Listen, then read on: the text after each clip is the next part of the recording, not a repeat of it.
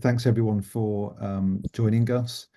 Our focus for the presentation today is basically for, great opportunity for startups to find out for some expert founders how they took their propositions to market and what the learnings were from in their early years of go to market. Focusing on things like pricing models, marketing opportunities, and so on. And we've got Hazel and Chantal, who are experts from setting up their businesses. And also we've got Charlie Brown, who is an expert from the University of Westminster, who's going to be giving us a bit of, I guess, theoretical insight into what we're going to hear about as well. So hopefully that'll be a great blend. Yeah, over to you, Simon. We're recording this session, by the way, so this will be available afterwards.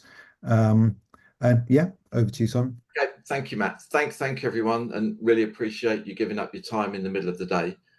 We're going to try and do something slightly different. Well, not slightly different, just different to normal panels, because I think we've got the benefit of having what is effectively a closed group where we all kind of like know each other, or we're getting to know each other, which means that maybe people can talk and communicate in a bit more of a relaxed way.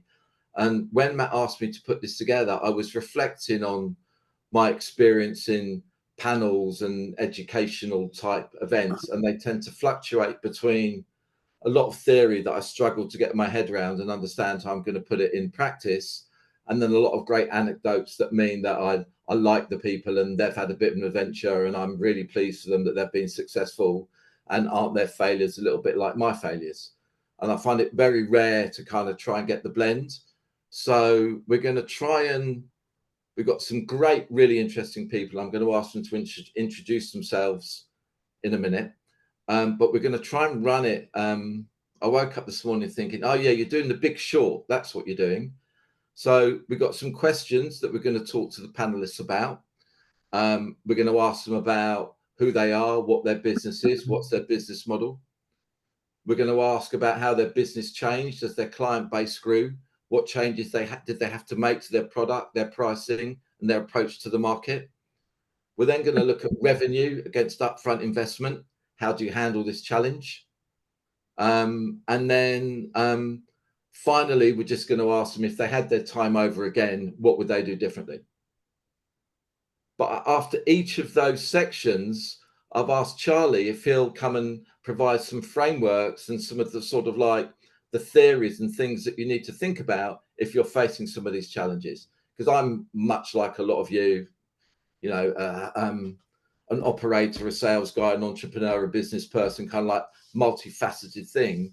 And I find myself, half the time I'm making decisions by instinct, and half the time I'm trying to explain that instinct in a structured way so someone thinks I knew exactly what I was doing from the beginning of when I started doing it. Yeah. And we're kind of like, we're all pretty much somewhere in that spectrum, at some stage during our career. So I thought if we can try and bridge that, and that we've got some handouts of the framework that Charlie's going to talk about if people want that. And we've got about an hour. We're going to try, and the panel section is going to be somewhere around 30 minutes to 35 minutes. We're asking people to save questions till the end, but we really want to leave time for discussion. And I know, if you know Chantal and you know Hazel, they've got some great stories.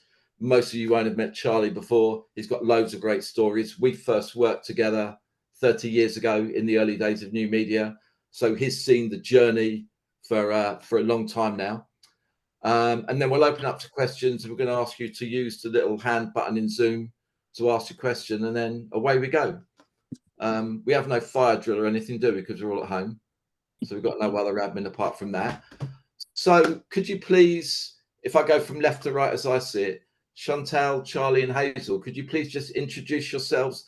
Just say who you are and what you do, and then we'll pause for a minute so people know the names to the voices, and then we'll get back into the specific questions. Yeah, so I'm Chantal. I'm the founder and CEO of ClicknClear.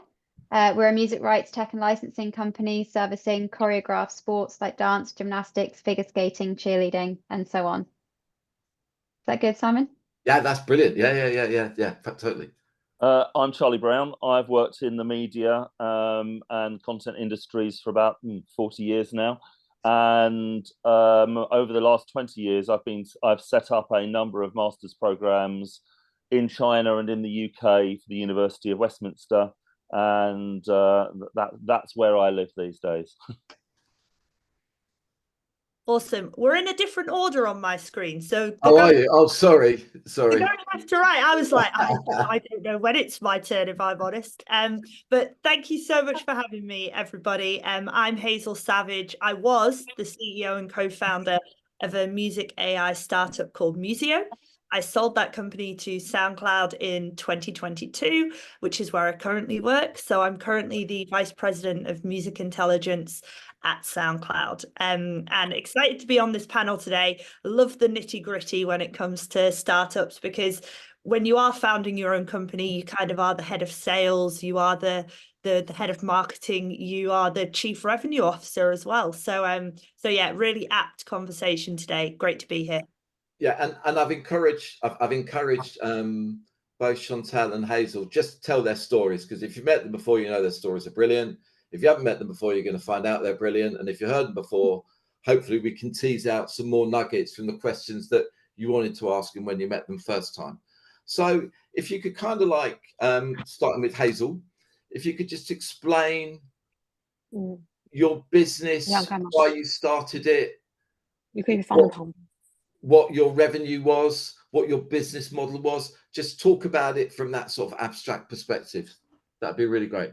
Yeah, absolutely. So I started back in 2018, and actually we were an incubator company. So for anyone who doesn't know, I met my co-founder, our CTO, via Entrepreneur First, EF, which is, so if you're familiar, it's kind of like the UK version of YC.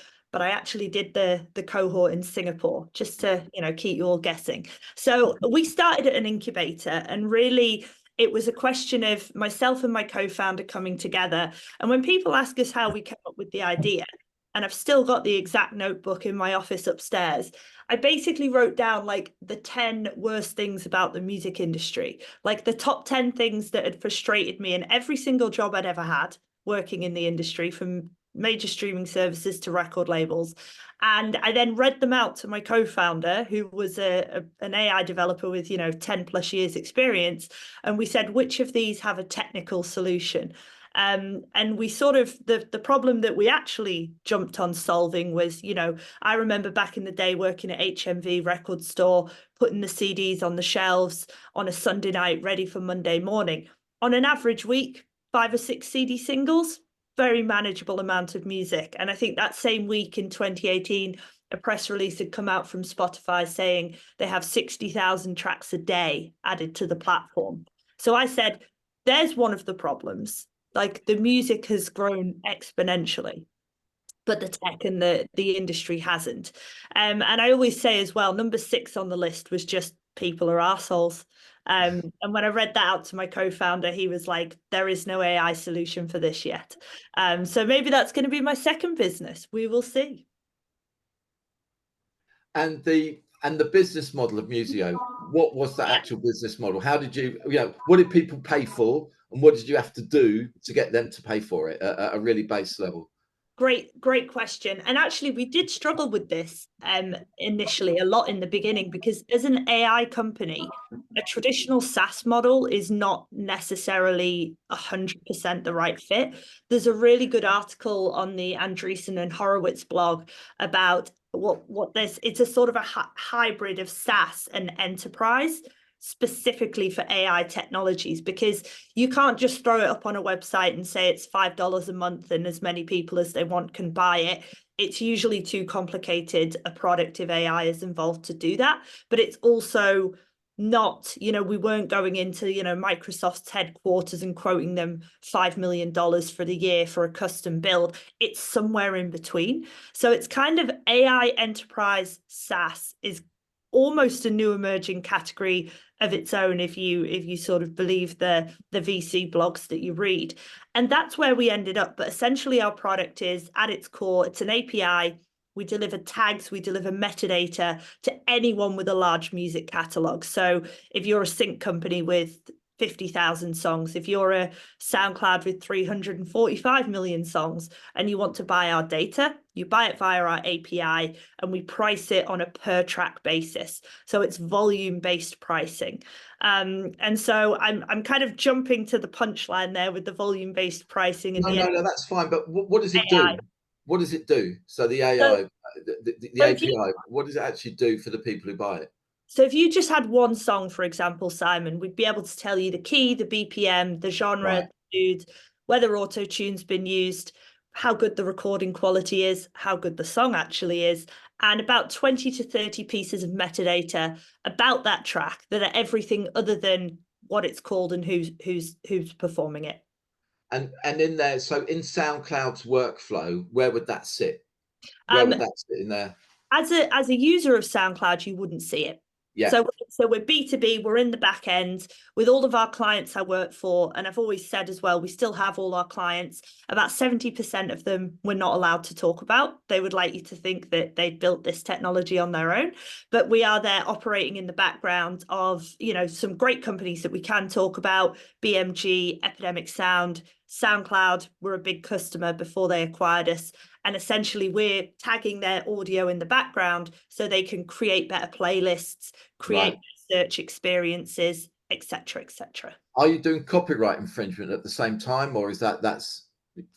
So yeah, that's it. It's a similar technology, but there are some other really great companies out there who purely do copyright detection, and so we stuck in the rich metadata space. That's another top tip if you're building a startup: have a very, very narrow focus. Yeah, brilliant. Thank you. That's really, really great. Chantal, maybe you can just start where it starts. Yeah, for sure. So we are actually a customer of Musiio. We do use Musiio to tag all of the music on our platform. But ClicknClear, we focus on solving music licensing issues across choreographed sports. And I founded the company because Sony Music sued cheerleading for copyright infringement.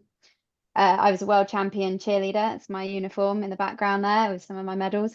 And I had a music production company that mixed music for cheer, dance, and gymnastics. So when the lawsuit happened, I was actually already working in music licensing for a company founded by Peter Gabriel from Genesis, and we were licensing music into online digital content, working with famous YouTubers, working with online sports channels like Copa 90, Global Cycling Network, Whistle Sports.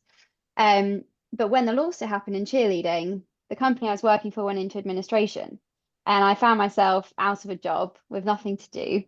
In the same time, my sport had been sued, and I basically knew how to solve the problem. So I put together everything that I knew and understood of music licensing and my sport to go about solving the problem. And we work with over 1,100 record labels and music publishers. We've got global blanket licenses with Sony, Warner, Universal Music Publishing, BMG, Cobalt, list goes on. And we clear a specialist set of rights needed for our market and make that available through our platform. And then we have a B2B to C model. So we go B2B by going directly to the sports federations, because they're the ones who have the reach of all of the athletes and who need to actually license music to accompany their routines. But ultimately, the people paying for licenses are the athletes and teams. Right. So we have deals with the International Olympic Committee. We're basically solving all the licensing, verification, and reporting for the Olympics. And we do that for International Gymnastics Federation, the International Skating Union, and many other sports. And we support them through quite a wide suite of technology. We've got a rights management database that handles something like 26 million copyrights, and that matches all of the copyright ownership information together to determine what is fully cleared and can be made available on our licensing platform. Then that platform is a marketplace where people license the music. And then we have a license verification system, which is like a content ID tool. And then we've got, which isn't released yet, but will be released in the next month, we now have an audio mixing tool. And is it a one-sided marketplace or is it a two-sided marketplace? Is it, are you like curating the tracks that are available and people No, we make, well, a bit like, but basically anything that's fully cleared goes live on the licensing platform. Right. And then we window shop it, you know, so we curate playlists and featured artists and featured tracks and everything like that. But that's really as far as we go. We need to have a massive catalogue because we're dealing with international sport and people literally want anything and everything from around the world. So we need to have music from Chinese artists, from Norwegian artists, from Dutch artists, you know, and really have quite a diverse catalogue. And what's the commercial relationship then with the consumers? Are they putting their credit card in and signing up and they're doing that, or are they having to sort of like get some sort of blanket license with you that you negotiate? I'm thinking back to Hazel's comment about the hybrid. You know, have you got a kind of like hybrid self-serve enterprise type model? Or well, could you so talk about that a little bit? Yeah, we have multiple different, I guess, products almost.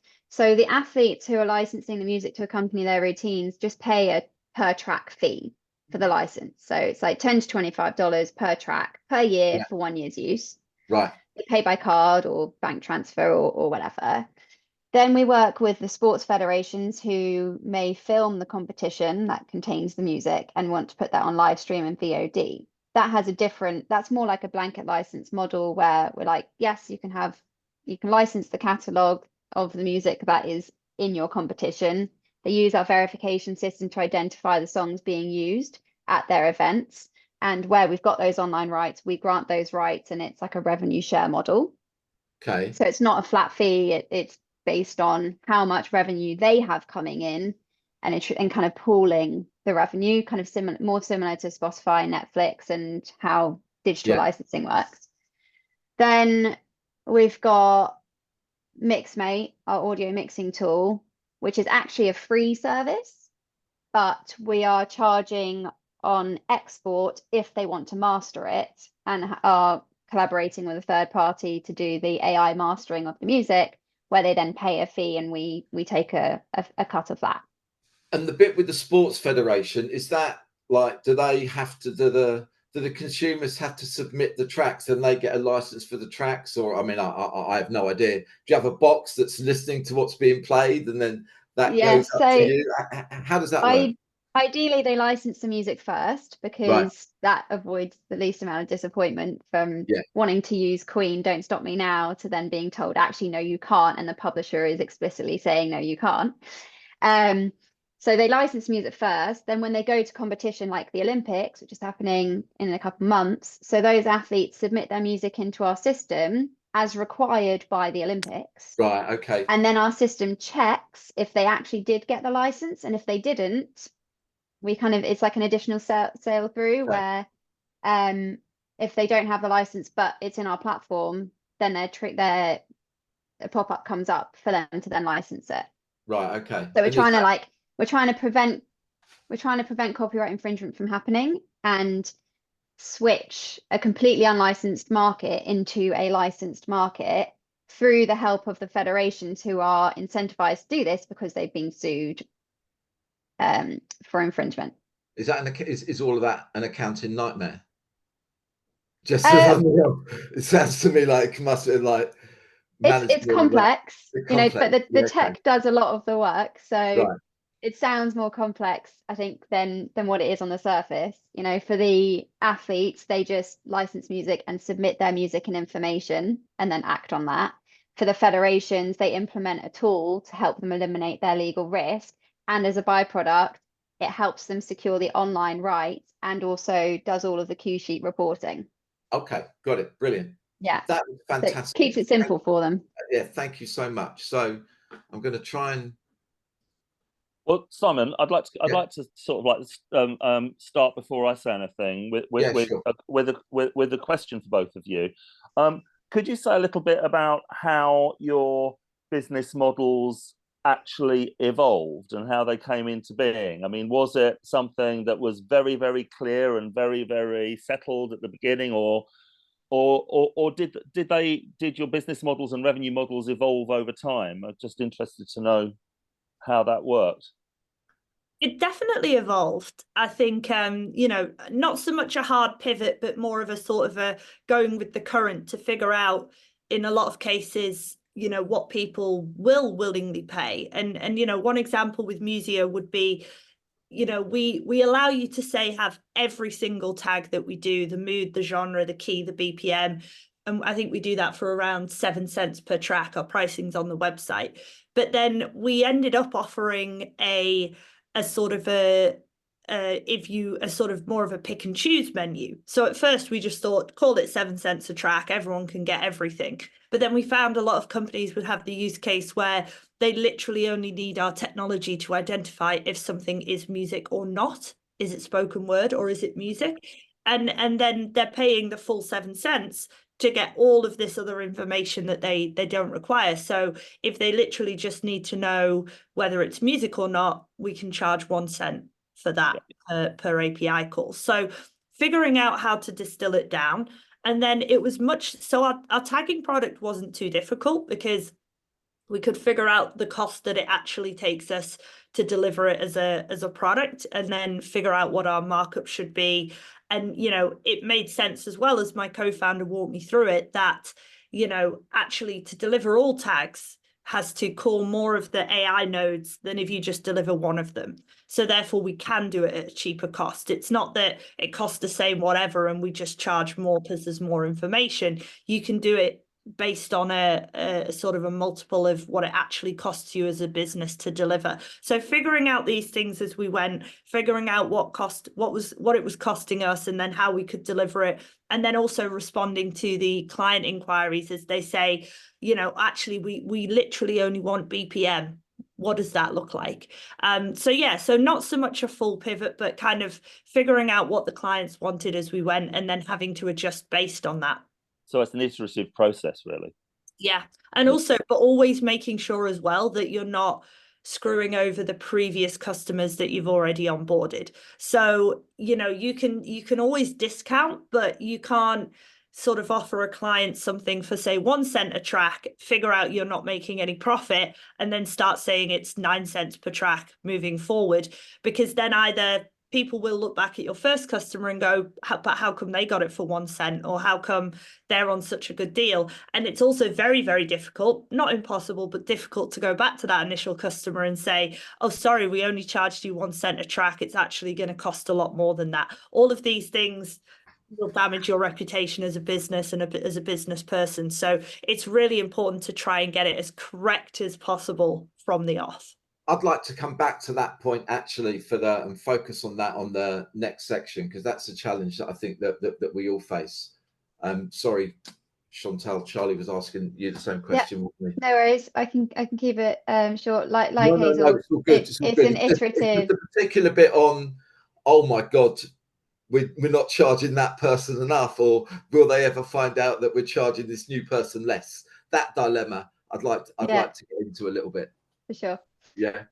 So for us, it is also a bit of an iterative process. I think the only pricing model that really stayed the same was the track licenses for the athletes, and that is basically the core of what we do. As we then started to offer the online rights, it took us a while, probably a couple of years really, to figure out. We worked with customers and we worked with rights holders to figure out what the right revenue share would be for that type of license. And still, to be honest, that's being worked on and changed as it gets implemented. The trickier bit that we're now trying to figure out is how we charge for the verification system. Uses audio recognition and AI to verify the music and the licenses, so we can attribute the cost and figure out what that is. And right now, because we're just wanting all of these sports to adopt it, because it's a great way to identify where there's unlicensed music and helps us then make money by telling people go license it, we're actually kind of just doing that at cost price, or like cost price plus a percentage. But I imagine that platform will evolve again, and there'll be a different type of pricing strategy for it. Especially as we're now expanding that platform we want an Innovate UK grant to expand that platform to basically run on VOD services, but not necessarily just on sport, across any vertical. So that will have its whole new pricing model, but based off of our initial one.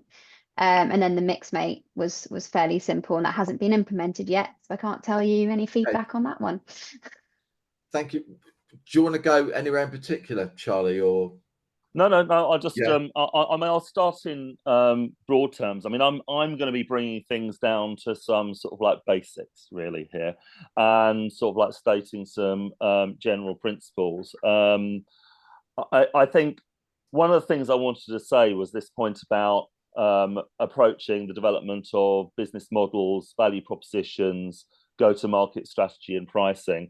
I see these things as intimately connected with one another in precisely the kind of iterative way that Hazel and Chantal have been talking about. I think there's a number of things that all of us have to think about when developing business models, developing go-to-market strategies, a number of principles that we have to apply. I think from your early days, do your research regarding both your market and your investors. Be rigorous and systematic in the way that you refine and develop your business model. Recognize it's not a one-way process. I found it quite difficult to pitch all of this because I'm very aware that many of you in the audience will have a lot of experience. Some of you might have very little experience. So if I'm stating the obvious, I apologize. But I think it's very, very important to apply, to be systematic, to be rigorous, and also, as we've just seen, to be responsive to the market as your business model evolves. Simon, if we could go to the next slide. I think one useful tool, many of you will be familiar with this, I'm quite sure. It's Alex Osterwalder's business model canvas. I still think it's a very, very useful tool for helping to think systematically about one's business model and one's go-to-market strategy, because it brings together all of those elements into one framework. It was developed by Alex Osterwalder and his colleagues at the University of Lausanne about 15 years ago. And you see it all the time in new startup business plans, in the work of my students, but also in throughout industry. It's become very, very popular. Evan, the good old business model canvas. I think it's a very useful approach because it helps you to think through the various elements in a systematic and organized fashion. It might seem abstract, but I think it poses some useful questions, particularly when you're at the early stage of developing a new business model. Simon, if you could just go on the next slide. And here, I'm not going to go into all of this, far too much detail, but it gets you to ask key questions about the nature of the value proposition, the things that you're delivering to your customers, the nature of your customer segments, how they relate to one another, and then how that feeds into revenue streams and thoughts about pricing and so on, which is something that we're going to come back to shortly. I do think, particularly with new entrepreneurs, there's a tendency to focus, including when talking to financiers, about revenue streams and market share and so on, and not to think about cost structure and the other operational elements. And I think the funding environment has got a lot tougher these days, and investors are a lot more exacting than they used to be. But that's just a few thoughts. Brilliant. Thank you very much, Charlie. And I've dropped a link if you want to, all of those questions, there's a link in the group chat where there's like an open Google Drive that you can just download that to refer to that. Now, this is really good. Thank you so much for being honest and open, people. It's absolutely brilliant. I want to sort of like talk about the going to come back, touch on the pricing thing, changing prices. I'd like to talk about that, when you've had to do that, how you've dealt with it, you know, grandfathering agreements, at what point you had to call time on it and go, I'm really sorry, I know we gave you that price, but we're losing money and we can't do that anymore. And also just to think about how you struggle with, I know the price for this has got to be this, but I can't do that until I've built it. And to build it, I've got to go and get the money and to go and build it. That revenue versus investment dilemma, because I think those two things are kind of linked, really. The pricing strategy to what you're building when you're not building it, and what you're handballing and pretending to be automatic when it's not automatic. You know, all of that stuff. I can't remember who was first last. I think Hazel was first last time. So Chantal, if you could talk about that a little bit. Do I need to repeat that, by the way? I've rambled a bit. Talking about revenue versus revenue versus investment, and then dealing with changing prices, particularly the historical people that Hazel mentioned, that like you're charging too much or you're not charging enough. How you deal with that? Okay. So the best source of revenue, the best source of funding for a company is revenue. But of course, you need to often build that up. And in order to build that up, you might need some form of investment. But investment can come in the form of loans, grants, equity, etc. I've actually done basically all of them. So when I started the company, I was fairly young, didn't really have any money. So I got a government-backed startup loan, which also came with some mentorship. And then I got angel investment, and then I got VC investment, and I've won a number of Innovate UK grants as well to fund the company. I've kind of gone the non-traditional path of investment, where I haven't gone, you know, angel, seed, series A, etc. I've always just taken smaller amounts of funding as I needed it, to kind of get to the next point or stage in the company. And I think the reason why I've done that instead of, you know, that sort of more traditional tech, high growth, just get more and more funding, is actually because I needed to clear music rights. And I'm not going to go into all of that, but bloody nightmare, and takes years and costs a lot of money.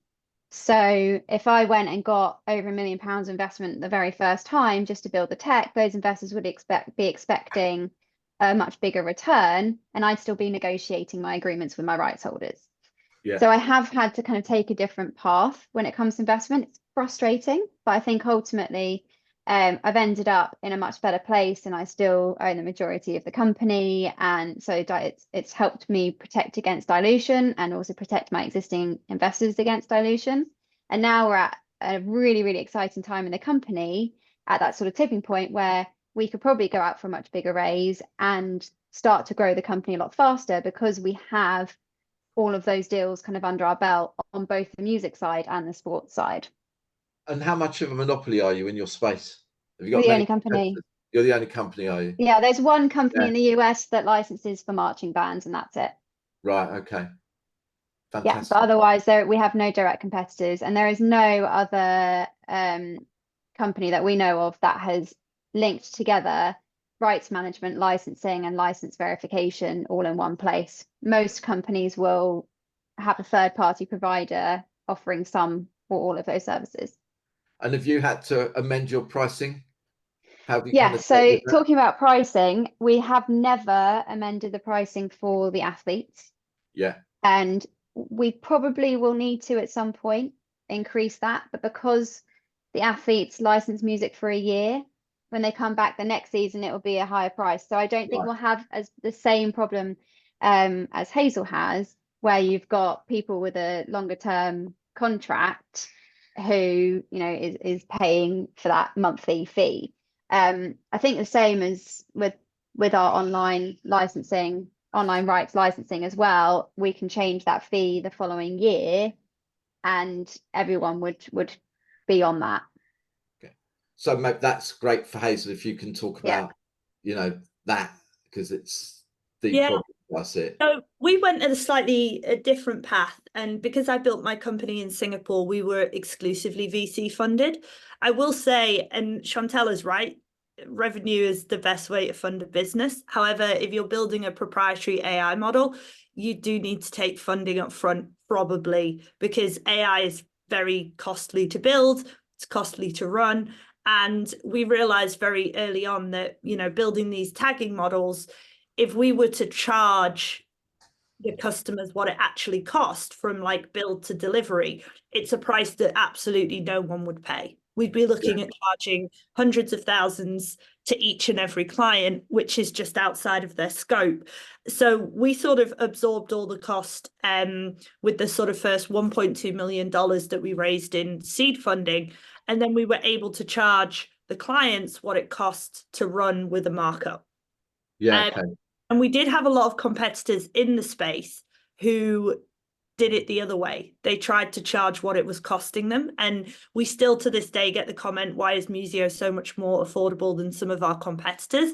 And I think that's part of the reason. And also my co-founder, our CTO, was a master at scalability. And the Google developers blog published an article he wrote because he figured out how to reduce our costs by like 7,000% by using preemptible GPUs, which is basically inventory for cloud computing. For anyone who's interested, I could send that link around later. So that was the way that we went. We didn't, very sort of traditional taking VC money. It's a high risk, high pressure environment. So if I was going to build another company, I'm not sure I would do it that way again. But it's, once you've taken $1 million in money, you basically have to make $1 million in revenue. And we were successful because we were able to do that.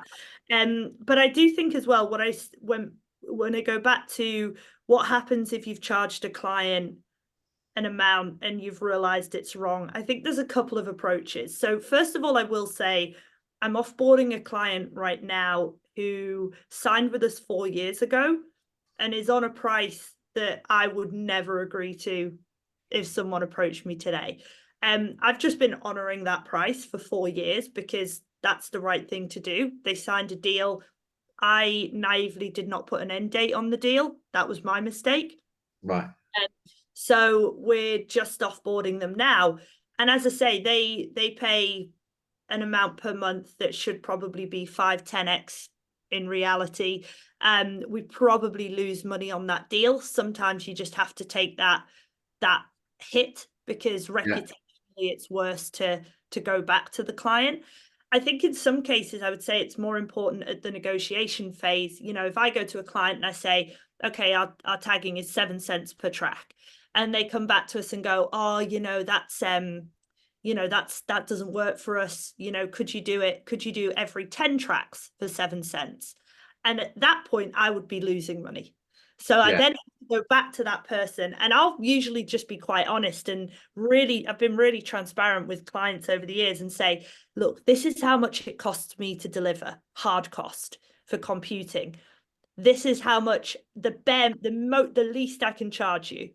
And I often sometimes get into the conversation and say, realistically, I won't take less than that, and you shouldn't want to pay less than that, because otherwise our startup will go bankrupt and then you'll lose access to the technology and all the hard work that you've put in building it. So it's in both of our interests for me to be making a small margin on the deal and you to be paying more than what it costs me to deliver. And usually I feel like when you have that conversation, all business people I've ever met are very understanding and go, yep, that makes perfect sense. Thank you for the transparency. And then you can come to an agreement on the price. So that's usually been my approach. And I think we've also just put a lot of time and effort, days working on pricing models between myself and the CTO to basically come up with a system where we don't have to go back to the client and tell them that we were incorrect.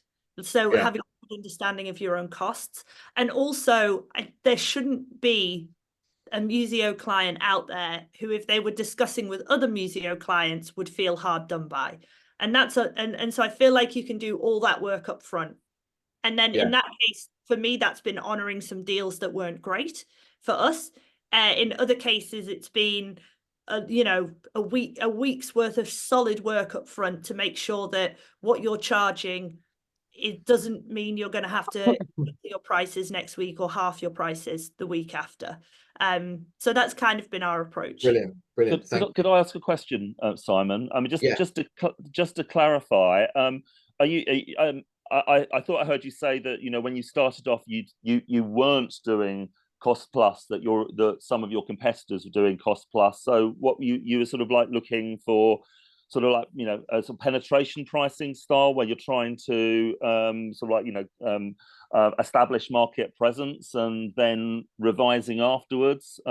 Just wanted to slightly clarify what you're saying. Yeah. So I think some of our competitors were doing that costs plus, which again is not a bad model unless you're an AI company, because then your cost plus is more than most people are willing to pay. So because we'd gone the traditional VC model, we've done a lot of work around the total addressable market, the TAM, and we figured at scale, imagining we've got 1% of the market, 10% of the market, this is how much we would charge. And based on that, that's why it took us to, I think about year 3, we would break even as a company. And what was funding those first 3 years was the money from the VCs that was filling the gaps where we hadn't got up to scale with that amount of clients yet. So really it was, for us, it was, and I'm probably oversimplifying it, but looking at the total addressable market, imagining if we had 30 clients that were paying volume-based pricing, that this is what it costs us to deliver, not build, just deliver, and here's the markup. And then if we become the market leader, that makes us profitable. So that's kind of the methodology, if that makes sense, Charles. Yes, and when you say you sort of like you look for, you got seed money. Did you go into that situation having a sort of minimum viable product, or was that whole process funded by the seed funding? No, so we did, because we'd done the incubator Entrepreneur First, we got pre-seed funding from the incubator, and we were able to build the first version of our AI model that basically proved that it did work. Yeah, gotcha. And that we could build what we said we did. So again, there are many paths to building a business, but yeah, when we walked into the seed round funding, and I feel like this could be an entirely separate panel on its own, but they say that at seed round all you need is the team and the idea. That's absolute bobbins. What I'm seeing at seed round is you need a 5-year financial plan, you need total addressable market, you need a fully fleshed out go-to-market plan. You additionally need probably traction and or sales and or revenue, and you also need to you need all that at seed round, or that's what we needed, and so we had that. So it was a challenge. I'm really conscious of time because this has been really great. Thank you. Charlie, are you okay just to summarize just those price things, and then the rest is on it? And then I'm going to be incredibly brief because I think the discussion that we're having is far more interesting. But I mean, there are so many different pricing models, and particularly when we're in the B2B space, what I'm talking about is again at a level of sort of general principle and the type of business that you're running. I mean, if you're if you're in a consumer space and you're looking at you're looking at a very competitive market where pricing and value to the end consumer is the key issue, you may be looking at cost plus models. But if it's a high-end product that you're looking at and it's value that you're trying to deliver, you may be dealing with people who are prepared to pay larger sums because they're prepared, that they see the value in what you're pricing. Many companies will go in high and then skim over time. Many will similarly go in for, research the market, try to compete from the outside, penetrate the market. I do think in terms of, when we come back to the investment market now, I do think that financiers, investors, and some industry investors are beginning to look for much more robust returns in the shorter term than they used to, rather than actually simply grabbing market share. I think those models are beginning to disappear, even in areas such as AI. From what I've been seeing,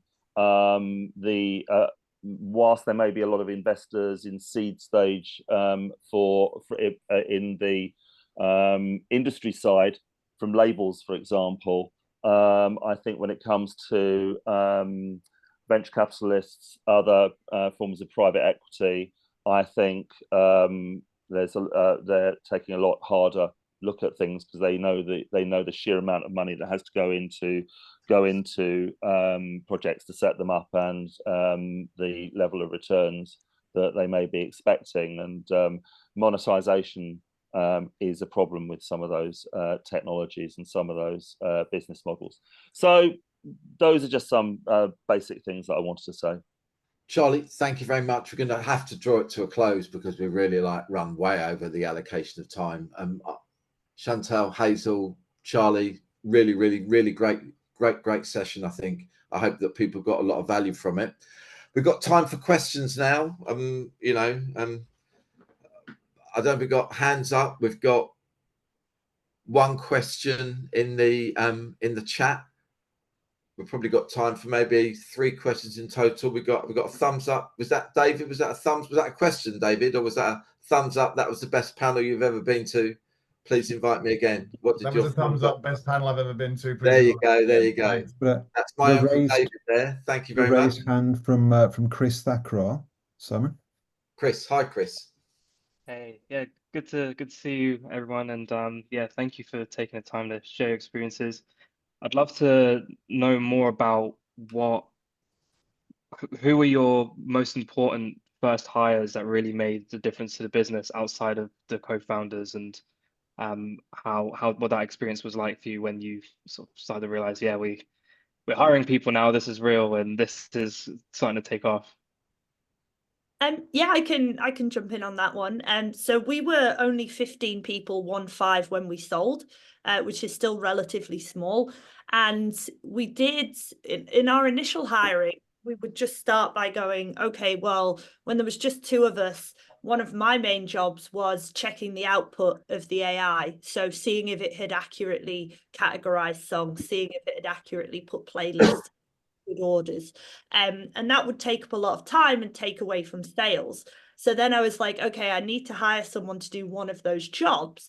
And realistically, it's easier to find a great music expert or a music graduate who's got, a great pair of ears than it is to find someone who can go out and do sales for you. So that's the very sort of first person we hired was a girl called Izzy, who was like a fresh grad music. And she was really good at listening to the music and interpreting the results of the AI. And then also we did tend to find as well that hiring the most senior people you can afford tended to be the right path as well. And yeah, some of those people, are like second most qualified developer is still with SoundCloud to this day. So just having really talented developers and music people that you can essentially segment out parts of your job and give them to other people. And there's a really great article, which again, I'll find and share, called Share Your Legos, which is basically my sort of the way I approach handing over work, like not crowding the work, not trying to keep it all for yourself, but really just being like, amazing, somebody else is here who can judge the output of the AI. There you go, off you go. I'm going to go and focus on these things over here. So that was our approach at Musiio. Brilliant. I can see that you've been multitasking, answering Toby's question in line. Yeah, thank you for that. Yeah, I've been chatting with Toby. Yeah. I've been dropping the articles in there. If everyone wants to go to the chat, that GPU article's there, and some other just key links there for things that you might like. Any other questions at all from anyone? Do we have any other questions? No? Okay. we can go back to my last question then. If you had it all over again, what would you do differently? What's the one thing you would do differently? Hazel's already said my one thing I'd do differently, which would be to hire more senior people early. Yeah, that was something that I didn't do. I think that was a really good question that Chris asked there. Chantal, what would you do differently? It's actually following on the theme of hiring people. What I would do differently is not hire a marketing person so early on.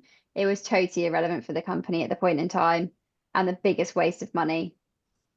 So yeah, what would you have spent that money on instead? I would have probably hired another developer or another music person.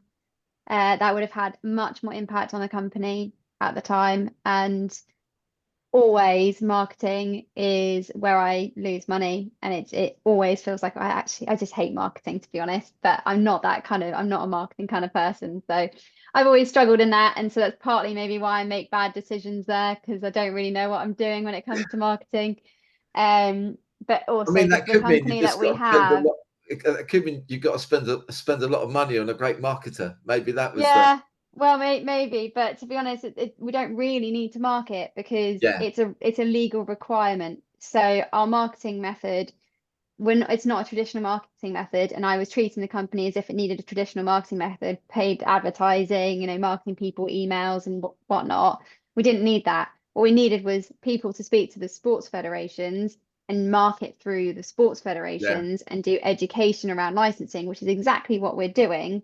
Takes longer, but for this market is what was needed, because that's how we do the conversion, because it's a requirement and it's written into the sports rules. So once you have that and it's supported by the technology, it's not really about, buy this product. It's you have to do this if you want to compete. But in B2B, there's a greater level of precision, and you know what you're doing. There isn't much value that your market. It doesn't add anything. Yeah. We just moved our marketing money to a knowledge and content manager to upscale the level of our product documentation that we're doing for our clients, because we figured they were going to be spending more time interacting there, and new clients would be looking at public knowledge bases and stuff like that. And that had a double value for the money, because you got better service and you look like a more professional organization for doing it. So I'm kind of like half agree with you, really. Hazel, what would you, you've lived the perfect dream. There you are with your guitar in the background. Nedding everywhere, telling us. Actually, the one thing that I wouldn't do, and again, the hiring junior or senior people, you can course correct pretty easily on that. The biggest thing, the one thing that I wouldn't do again is I wouldn't raise a seed round pre-revenue. So I actually, at the time at which we took the $1.2 million, we actually hadn't signed a client at that time. And the most amount of pressure and the most stressed I've ever been in my entire life was the 6 months between taking that money and signing our first client. And it was so stressful because I had three that were nearly there, like 3 that were nearly over the line. And I was like, easy. One will sign in Jan, one will sign in March, one will sign in July. Loads of time to build each one. Super great. In reality, all 3 signed within 48 hours in July. But that period from January to July was insanely stressful, and I don't think I'd do that to myself again. And it gives you so much more leverage, as you say, when it comes to Chantal was talking about the degree to which he's been able to hold on to equity. The longer you push that out, the better. Yeah. I must be the opposite of Chantal though, because I love marketing. I just hate it.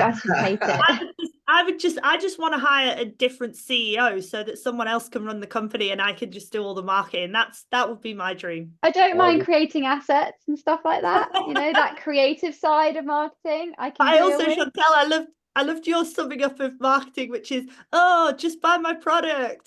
Yeah, well, a lot of it is that. I see this. I don't know if anyone listens to the Hard Fork podcast, but there was a guy that dialed in, had problems with a particular client who was referred to as CEO. So they built a generative chat bot where they put all the blog articles and everything from the CEO, and then they ran the presentation through the chat bot to get the responses before they went and to the real CEO. And I think AI CEOs are probably the way to go, really, because I like it. thank Love you it. very much, everyone. We've probably got time for one more if there is one more. If not, Got a thanks raised hand for your from time. Toby. Oh, we got Toby. Hey, final question. Thanks everyone for the panel, really insightful. I wanted to ask, just following up on your last point there, Hazel. You said you feel like it would have been better not to raise 1.2 million out of the gate. How would you have gotten those first few clients signed without that money? I assume you had spent some of that actually developing it so you could do demos and then get them to sign in the first place, right? I will say this is all speculative, because the other core tenet of raising money is if there's money available, take it. Yeah. And I tend to, and you can pretty much Yeah. find, you know, anecdotal evidence to back up almost anything you want to do. So I think this is like very, very specific to my scenario. But I think as we raised pre-seed, which was about $100,000, and that's where we built the MVP. But because we did this incubator, they had this like really strict program where they give you the 100. Well, you start building for 3 months, then they give you the 100,000, you build another 3 months, then you pitch at the demo day, then you raise 1 million plus. So we did exactly what they told us to do, which is their text playbook. However, I think. And sorry, is this EF that you're talking about? Yes, yeah. Okay. So I think if I was going to do it again, we had enough with the pre-seed money that we could have just taken a 6-month pause between that and then the raising the 1.2. But we were just so caught up in it, and this is what everyone does, and we should just go along. And as I say, as soon as you take a large amount of money, like over $1 million, that's when the pressure is on. That is, the clock is ticking. It's like they've just cranked the timer and they're looking at you like that to bring in revenue. So there wasn't really any benefit in taking it 6 months when we did, other than you could theoretically say, and I have no idea with hindsight, maybe if I'd have waited 6 months, they wouldn't have given me the money. So who knows? Yeah, well, that's the thing, isn't it? You never know. And Nat, you crept in just before the finishing line, before we say goodbye. Hey, can you hear me? Yeah, Yeah. we got you. So can you recommend, or where would you recommend looking for these startup incubators or kind of like pre-seed, pre-MVP funds, how to get money and investment kind of in that pre-MVP stage? Yeah, definitely. Well, you can always check out Join EF, which is the incubator I did. Y Combinator, someone just dropped it in the chat. That's another good one. I think Abbey Road Reds, Marathon Labs. Founders Factory.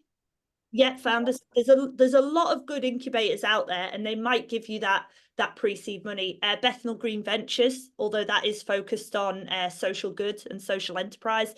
Chantal mentioned Innovate UK. This is all getting recorded as well, so you can just play this back. Innovate UK does good grant funding, and I've started following and sharing someone on LinkedIn who shares funding opportunities on a weekly basis.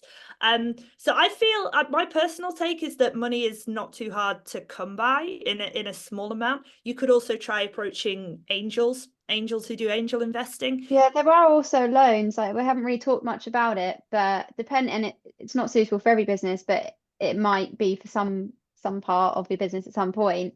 You can always look at loans, and actually Innovate UK also have like a loan thing as well, which is kind of like part grant, part loan type thing. So and there's a lot of that's also no equity. Sorry, I didn't stick my hand up. I forgot. I'm really bad. Do you think we could get this bit into maybe some kind of doc or feedback or something, Simon? Because I think this bit Matt's transcribed it into an email as we speak, Lee. All right. Sorry. Yeah. Yeah. Thanks, Matt. We're on Brilliant. Well, thank you very much. Hazel, Chantal, Charlie, thank you very, very much for your time. Really appreciate you giving up your lunchtime on a Wednesday. And same time next month. Is that the plan, Matt? Yeah, sure more news to come on that. Yeah, absolutely. Yeah. But we'll have another. So follow on LinkedIn, etc. I see I'm doing marketing, Chantal. Follow MD UK on LinkedIn, to get all the latest news. Thanks, everyone. See you later.